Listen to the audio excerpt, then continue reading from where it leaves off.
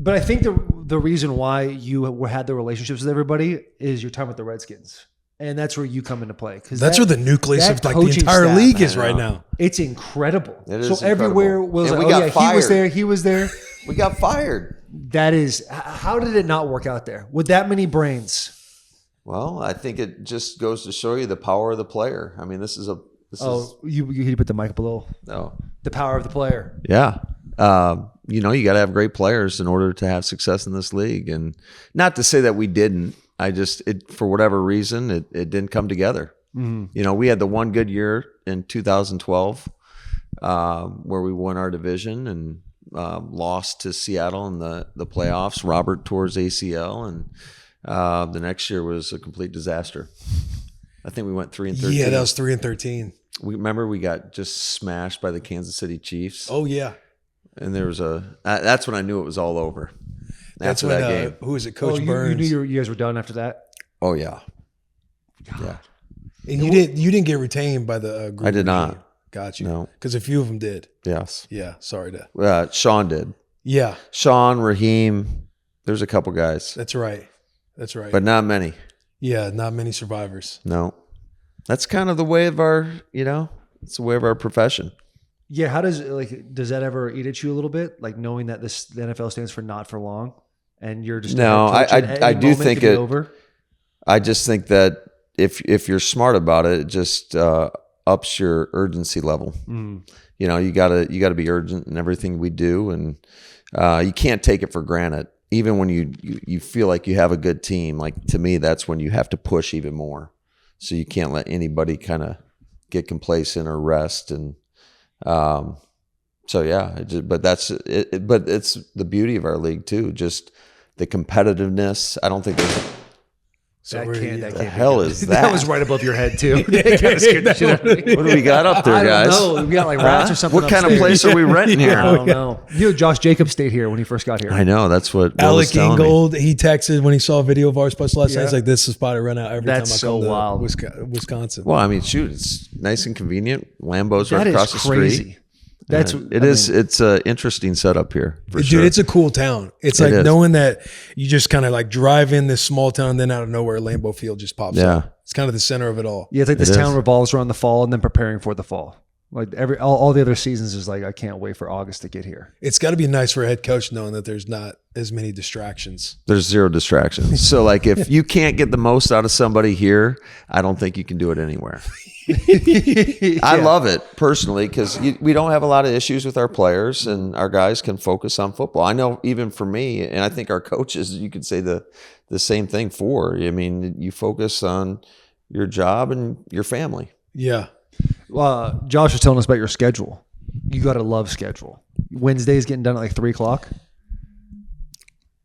Is it that early? That's what he says. Put it like this. He was giving you a lot of praise. He said, if there's one thing, he understands the efficiency. The efficiency and we are of time. Efficient. Well, that's the only thing in life you can never get back is time, right? So I try to make it just expedited as best we can. And I don't want to drag the days out. I want our guys to get in, get their work in, and then get out. Go recovery, do what you got to do. But there is an expectation. I expect these guys when they go home that they're not just shutting it off. Mm-hmm. That however you got to prepare to get yourself to get ready for the next day, that's the expectation. So you do put a lot of onus on the players. Mm-hmm. If you were in a spot like LA or Las Vegas, do you think you'd make the days a little bit longer because of all the distractions? Right? You hear it's like, what are they going to do? Yeah. Probably. What are they going to do? Go to Buffalo Wild Wings, have a couple of drinks? Like maybe. Hey, shout out B-Dubs. Shout out B-Dubs. Shout out B-Dubs. We had it last night. It's fantastic. So B-Dubs is open right now? Yeah. Oh, yeah. Okay. Yeah, B-Dubs is open right now. You've been around a lot of amazing coaches. Which coach do you feel like you've gotten the most from? As far as like your frameworks, protocols? Yeah. There's been too many good ones. From Mike Shanahan, just the attention to detail. And I mean, that guy his focus was on another level.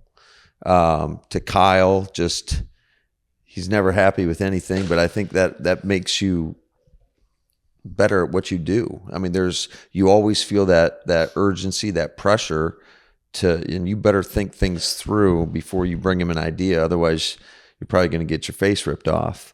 to Sean. Sean was great with accountability. Dan Quinn, just kind of like our culture and our environment, a lot was shaped from just being around him and making it a place where people enjoy going to work. And so I think you take something from everybody. Vrabel was good to, I mean, he's going to put the most on the best players on the team. And you guys know that. And he's going to demand the most out of the best. And so I think you learn from everybody.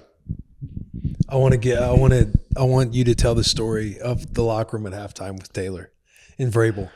Yeah, this was against the Jets, right? I think it was the Jets game. Because they tried to bench Quentin Spain. And I was so mad because Spain was hurt or might have been hurt or thinking about being hurt. He had something going on. But there was no other guard. And I was obviously, Spain at the very least trusted me. And I could trust Spain to do the things I needed him to do. So Keith went to Vrabel and was like, we got to get Spain out of here. He's not playing well, blah, blah, blah, blah. And then I went in and I think I called Keith Carter a tattletale, which if looking back, I would have used different verbiage. But I walked in, I was like, you're a fucking tattletale. And there's no way to say tattletale in a cool way. And he's like, what'd you say? And I remember Mike Sullivan pulled me out. And then, Vrabel came in and I was like, if Spain's not playing, I'm not playing. He's like, then you're not playing. Vrabel. He's like, then you're not playing. And then we got into it. But yeah, you guys were nose to nose. And I remember I stepped in the middle. I'm like, guys. And I got a shut the fuck up, Matt. And I said, yes, sir. And I just went back to the board. Just got out of there. Just got. Cool way to say tattletale. Look at me compared to the size of these two guys. Are you kidding me? Guys. Yeah. Shut the fuck up, Matt. The funny thing is they end up putting Ben in at guard. And I don't think I've ever passed off games better in my entire life with somebody. Ben was incredible at guard. God, I can't even remember the detail of that or why you guys were going nose to nose, but I do remember we won the game in overtime. Yeah. Or right before overtime. Because we were getting our ass kicked in that game. We won at the end of the game. Mm-hmm. Yeah, I started off that game with a penalty, I think, in the first series. Got mowed over one time. It was a bad start to the game, and then we started to catch a little groove. Yeah. But it was just turbulent times. Obviously, I wasn't a fan of Keith. And there was just a bunch of other things bubbling Keith. up. You like Keith? I do. I love that for you guys, man. I don't want to sit here and just be demonstrative about Keith because I'm sure he does have good qualities off the field, no doubt about it. But your time in Tennessee, are you running the same offense as you did in Tennessee? No, I'd say you're ever evolving, right? Yeah, but you're still in Quattro and absolutely. Yeah. The core principles stay the same. A lot of the techniques and fundamentals that we coach are very similar. I think the philosophy around, your offensive game plan of trying to marry up plays, trying to have the passing game be an extension of the run game and vice versa. I think all that has stayed the same, but certainly you got to adapt to your personnel, number one. And I always try to see the game through the eyes of the quarterback and try to figure out what he does well, along with the other 10 men around him. So that's how you try to implement your system. Do you remember that first OTAs in 2018? How much of a shit show it was? Yeah, I remember we got our ass kicked. We had a bad practice. And it was doomsday around the building, and I was like, "Oh my God, I hope we never lose a game." Because we went from just speaking from an offensive line perspective, we were running only gap scheme and only inside zone. So there was no running off the ball techniques. You guys came in and started implementing these techniques that I've never done before. Sure. A lot of guys had never done before. So I remember the first day, oh hey, we're gonna run 19 Wanda. I'm going towards the outside shoulder of the defensive end, and Brian Arapo just goes right inside immediately because I sprint, and he goes right inside immediately, gets a TFL. I'm thinking to myself, this is terrible. I hate this. And it ended up being, by the end of OTAs, I was like, this is the greatest offensive scheme ever. Well, I'm glad you came around. No, yeah, dude, because it really became obviously I It plays to your strengths because you're super athletic. Yeah, and then once a you lot more figured out the athletic angles, than the guy sitting next to you. Damn, just a unnecessary. I'm just saying. He's comfortable. He's more you do look comfortable great. Like, you what look could have great. been? Yeah. I know you look great in that 51 in the green and 5'1" gold. does go hard. Thank you. Does go hard. Just hurry up and get some positivity.